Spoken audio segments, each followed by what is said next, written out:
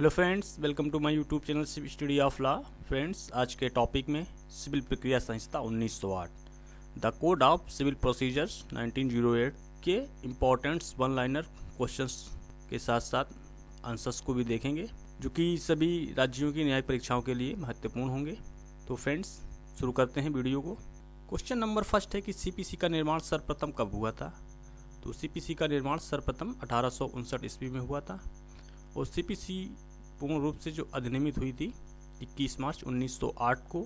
CPC पूर्ण रूप से कब प्रवर्तन में आई, तो 1 जनवरी 1909 से सीपीसी पूर्ण रूप से लागू है। नेक्स्ट क्वेश्चन है, सीपीसी संविधान के किस सूची का विषय है।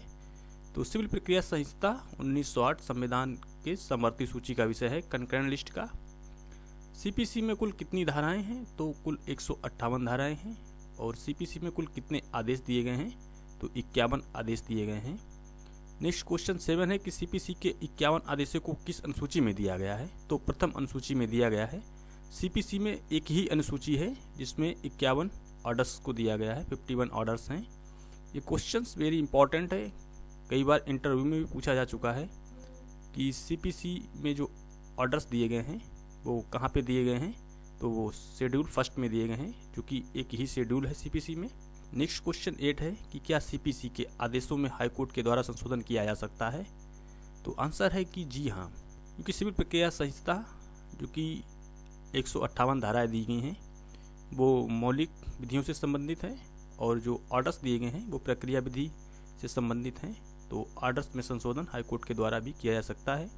नेक्स्ट क्वेश्चन 9 है कि सीपीसी में कितने परिशिष्ट अपेंडिक्स हैं। तो 8 परिशिष्ट दिए गए हैं, जिनमें प्रारूपों को बताया गया है, प्रोफार्मास दिए गए हैं, प्लेंट कैसे तैयार किया जाएगा, डब्ल्यूएस का प्रोफार्मा इत्यादि दिए गए हैं। नेक्स्ट क्वेश्चन 10 है कि सीपीसी के कितने अध्यायों में विभाजित किया गया है। तो सीपीसी में अध्याय नहीं दिए गए हैं, बल्कि उनको 11 भागों में डिवाइड किया गया है। तो सीपीसी में कुल 11 भाग हैं। नेक्स्ट क्वेश्चन 11 है, सीपीसी प्रक्रिया विधि है या मौलिक विधि। तो सीपीसी वैसे तो सिविल प्रक्रिया संहिता 1908 प्रक्रिया विधि है, परंतु ये मौलिक विधि भी है, जो कि सेक्शंस दिए गए हैं वो मौलिक विधि के संबंध में है। तो ये कह सकते हैं कि दोनों का सम्मिश्रण है। सीपीसी की धारा 1 के अनुसार भारत के किन किन राज्यों में सीपीसी प्रभावी नहीं है। तो जो धारा 1 में दिया गया है कि सीपीसी जम्मू कश्मीर राज्य, नागालैंड राज्य और जनजातीय क्षेत्रों के सिवाय संपूर्ण भारत में प्रभावी है। तो जम्मू कश्मीर राज्य, नागालैंड और जनजातीय क्षेत्रों में सीपीसी प्रभावी नहीं है। परंतु नेक्स्ट क्वेश्चन 13 है कि सिविल प्रक्रिया संहिता 1908 जम्मू कश्मीर राज्य में कब से प्रभावी हुई है। तो सीपीसी के जो प्रावधान हैं वो जम्मू कश्मीर राज्य में 31 अक्टूबर 2019 से प्रभावी हैं, क्योंकि 31 अक्टूबर 2019 को जम्मू कश्मीर राज्य के सिवाय शब्द को विलोपित कर दिया गया है। तो 31 अक्टूबर 2019 से सीपीसी नागालैंड और जनजातीय क्षेत्रों को छोड़कर संपूर्ण भारत में प्रभावी है। नेक्स्ट क्वेश्चन है 14, सलेम एडवोकेट बार एसोसिएशन बना भारत संघ के मामले में सर्वोच्च न्यायालय ने किन संशोधनों को वैध माना। तो 1999 एवं 2002 के संशोधन को वैध माना था। नेक्स्ट क्वेश्चन 15 है कि सीपीसी में हुए संशोधन 1999 और 2002 किस तिथि से प्रवर्तन में है। तो 1999 और जो 2002 में संशोधन हुए हैं, दोनों की जो प्रवर्तन तिथि है वो 1 जुलाई 2002 है। 1 जुलाई 2002 से दोनों जो संशोधन अधिनियम है वो प्रभावी हैं। नेक्स्ट क्वेश्चन है 16, सीपीसी में संशोधन अधिनियम 1999 एवं 2002 को किस कमेटी के सुझाव पर किया गया था। तो 1999-2002 के संशोधन हुए थे वो मलीमत कमेटी के सुझाव के आधार पर किए गए थे। नेक्स्ट क्वेश्चन है 17, सीपीसी के संशोधन अधिनियम 1999 एवं 2002 को करने का क्या उद्देश्य था। वेरी इंपॉर्टेंट क्वेश्चंस हैं कि किस उद्देश्य से 1999-2002 में सीपीसी में संशोधन किए गए थे, क्योंकि सीपीसी की जो प्रक्रिया है वो बहुत ही जटिल है, इसलिए संशोधन करना आवश्यक था। ताकि संशोधन इसलिए उद्देश्य से किया गया था कि सिविल कार्रवाइयों का जो निस्तारण है वो शीघ्र सुनिश्चित किया जा सके। नेक्स्ट क्वेश्चन है 18, सिविल प्रक्रिया संहिता 1908 में कुल कितनी अनुसूचियाँ दी गई हैं। तो सिर्फ एक ही अनुसूची है जिसमें 51 आदेश दिए गए हैं। नेक्स्ट क्वेश्चन है 19, सिविल प्रक्रिया संहिता की किस धारा में डिक्री की परिभाषा है। तो धारा 2 सब क्लास 2 में डिक्री को परिभाषित किया गया है। नेक्स्ट क्वेश्चन 20 है, किसी डिक्री धारक से कोई ऐसा व्यक्ति अभिप्रेत है जिसके पक्ष में कोई भी डिक्री पारित की गई है या कोई निष्पादन योग्य आदेश पारित किया गया है। डिक्री धारक की ये परिभाषा किस धारा में वर्णित है? तो सिविल प्रक्रिया संहिता की धारा 2(3) में डिक्री होल्डर्स को परिभाषित किया गया है। नेक्स्ट क्वेश्चन है 21। निर्णीत ऋणी जजमेंट डेटर से कोई ऐसा व्यक्ति अभिप्रेत है जिसके विरुद्ध कोई भी डिक्री पारित की गई है या निष्पादन योग्य आदेश पारित किया गया है।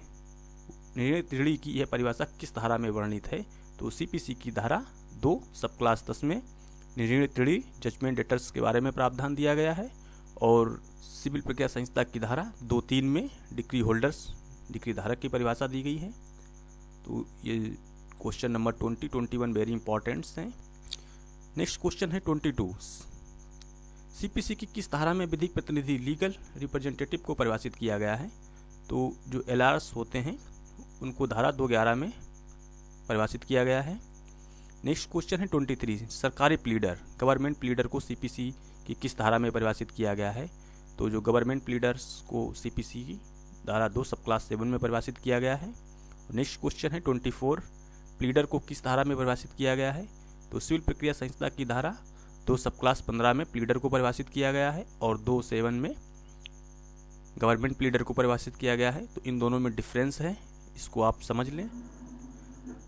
2(7) में गवर्नमेंट प्लीडर के बारे में है और 2(15) में ओनली प्लीडर्स के बारे में परिभाषा दी गई है। नेक्स्ट क्वेश्चन है 25। लोक सेवक एवं लोक अधिकारी को किस धारा में परिभाषित किया गया है? तो आईपीसी की धारा 21 एवं सीपीसी की धारा 2(17) में परिभाषित किया गया है। लोक सेवक को आईपीसी की धारा 21 में और लोक अधिकारी को सीपीसी की धारा 2(17) में परिभाषित किया गया है। दोनों की परिभाषाएं सेम हैं, परंतु आईपीसी के अंतर्गत इसको लोक सेवक पब्लिक सर्वेंट कहेंगे और सीपीसी के अंतर्गत लोक अधिकारी पब्लिक ऑफिसर्स कहेंगे, जो कि सीपीसी की धारा 2(17) में परिभाषित है। नेक्स्ट क्वेश्चन है 26। सीपीसी की धारा 2 सब क्लास 14 में किसको परिभाषित किया गया है? तो आदेश ऑर्डर्स को परिभाषित किया गया है। नेक्स्ट क्वेश्चन है 27। सिविल प्रक्रिया संहिता की किस धारा में नियम रूल्स को परिभाषित किया गया है? तो सीपीसी की धारा 2 सब क्लास 18 में रूल्स नियम को परिभाषित किया गया है। नेक्स्ट क्वेश्चन है 28।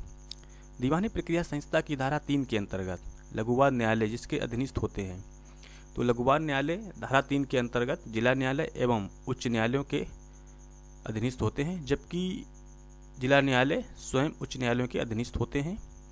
नेक्स्ट क्वेश्चन है 29। सीपीसी की किस धारा में न्यायालय के धन संबंधी क्षेत्राधिकार की चर्चा की गई है? तो जो पिक्यूनियरी जुरिस्डिक्शंस है वो सीपीसी की धारा 6 में दिया गया है। धन संबंधी क्षेत्राधिकार को धारा 6 में बताया गया है। नेक्स्ट क्वेश्चन है 30। जब तक कि वर्जित ना हो न्यायालय सभी सिविल वादों का विचारण करेंगे।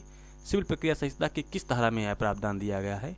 तो धारा 9 में यह प्रावधान दिया गया है कि जब तक कि कोई भी बात वर्जित ना हो न्यायालय सभी सिविल वादों का विचारण करेंगे।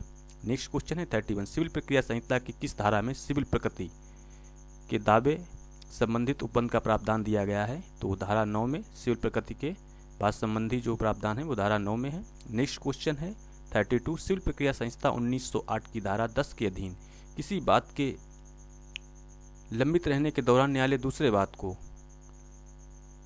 को ग्रहण तो कर सकते हैं, परंतु उनके विचारण की कार्यवाही नहीं कर सकते हैं, जो कि स्टे ऑफ सूट धारा 10 में दिया गया है। इसको लंबित बात के सिद्धांत के नाम से भी जाना जाता है। नेक्स्ट क्वेश्चन है 33।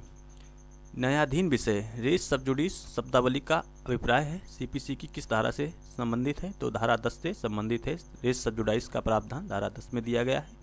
और सिविल प्रक्रिया संहिता की धारा 11 के जो प्रावधान है वो रेस सब जुडाइस या रेस जुडिकेटा किससे संबंधित है? तो धारा 11 जो है वो रेस जुडिकेटा से संबंधित है और रेस सब जुडाइस से धारा 10 संबंधित है। नेक्स्ट क्वेश्चन है 35। विचाराधीन मामला व्यवहार प्रक्रिया संहिता की किस धारा से संबंधित है? तो जो विचाराधीन मामले होते हैं वो जो व्यवहार प्रक्रिया सिविल प्रक्रिया संहिता है धारा 10 से संबंधित है। नेक्स्ट क्वेश्चन है 36। वेरी इंपॉर्टेंट क्वेश्चन है for exam and interview and mains hand writings के लिए। नेमो डेविड विस एक्सरी प्रो यूनो इडम कासा एवं इंटरेस्ट रिपब्लिक अट फिनिश लिटम, ये जो 2 सूक्तियाँ हैं।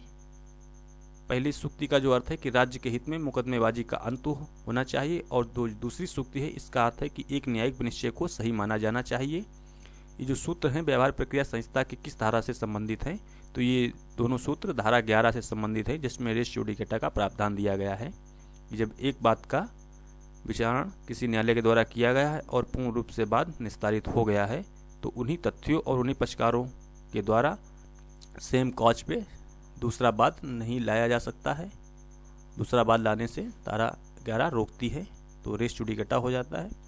नेक्स्ट क्वेश्चन है 37, लंबित वाद का सिद्धांत सिविल प्रक्रिया संहिता की किस धारा में दिया गया है, तो लंबित वाद का सिद्धांत सिविल प्रक्रिया संहिता की धारा 10 में दिया गया है। नेक्स्ट क्वेश्चन 38 है, जो कि ऑर्डर 1 से संबंधित है। ऑर्डर 1 में वाद के पक्षकार पार्टीज ऑफ सूट के बारे में बताया गया है। तो वादियों का जो संयोजन होता है वो ऑर्डर 1 रूल 1 में प्रावधान दिए गए हैं कि अगर एक से अधिक वादी हैं तो उनका जो संयोजन होगा वो ऑर्डर 1 रूल 1 के अकॉर्डिंग होगा। और नेक्स्ट क्वेश्चन जो है 39, प्रतिवादियों का संयोजन।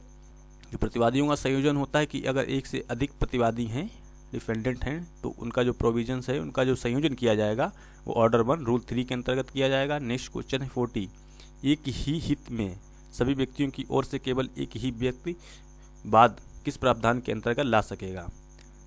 मान लीजिए किसी वाद में एक से अधिक व्यक्ति हैं और जो सभी व्यक्ति हैं उनका हित एक ही है, तो उनके लिए केवल एक ही व्यक्ति वाद ला सकता है, सभी को न्यायालय में आने की आवश्यकता नहीं है। तो इसका जो प्रावधान है वो व्यवहार प्रक्रिया संहिता, जो कि सिविल प्रक्रिया संहिता 1908 के आदेश 1 और नियम 8 में दिया गया है। नेक्स्ट क्वेश्चन है 41, गलत वादी के नाम से बाद में पक्षकारों के नामों को जोड़ना एवं उनके नामों को हटाना या काटने संबंधी प्रावधान सिविल प्रक्रिया संहिता के किस आदेश व नियम में दिए गए हैं। तो यदि कोई भी वादी जो आवश्यक पक्षकार नहीं है उसके नाम को हटाने के लिए, या जो आवश्यक पक्षकार हैं उनको जोड़ने के लिए, या कोई गलत नाम जुड़ गया है उसको काटने के लिए, या कोई नाम लिखने से छूट गया है तो उसको जोड़ने के लिए जो प्रावधान सीपीसी में दिए गए हैं वो ऑर्डर 1 रूल 10 में दिए गए हैं। नेक्स्ट क्वेश्चन है 42, दीवानी प्रक्रिया संहिता 1908 के आदेश 1 नियम 9 किससे संबंधित हैं, तो पक्षकारों के कुसंयोजन और असंयोजन संबंधित हैं। मिसजॉइंडर और नॉन जॉइंडर ऑफ पार्टीज से संबंधित जो प्रावधान दिए गए हैं वो ऑर्डर 1 रूल 9 में दिए गए हैं। नेक्स्ट क्वेश्चन है 43, बाद सूट की विरचना। सूट की जो विरचना है fame of suit order 2 rule 1 में दिया गया है।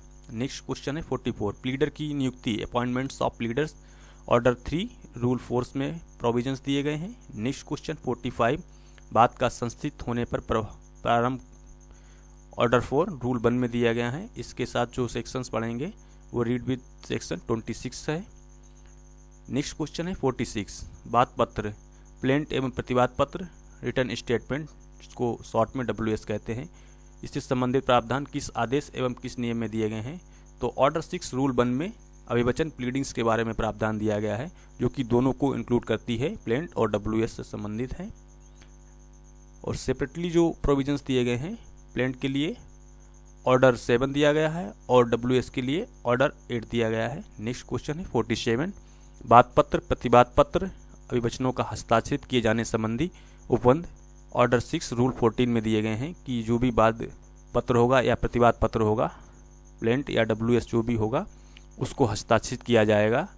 तो उसका जो प्रावधान है ऑर्डर 6 रूल 14 में दिया गया है। नेक्स्ट क्वेश्चन है 46, बात पत्र, प्रतिवाद पत्र में संशोधन का प्रावधान किस आदेश में है। तो बात पत्र, प्लेंट और प्रतिवाद पत्र, रिटर्न स्टेटमेंट में जो कोई भी अगर गलती से कुछ चीज़ें लिखने से छूट गई हैं तो उन, या कोई चीज़ गलत जुड़ गई है, उसको हटाने के लिए जो बात पत्र में संशोधन किया जाएगा उसका जो प्रावधान दिया गया है वो ऑर्डर 6 रूल 17 में दिया गया है।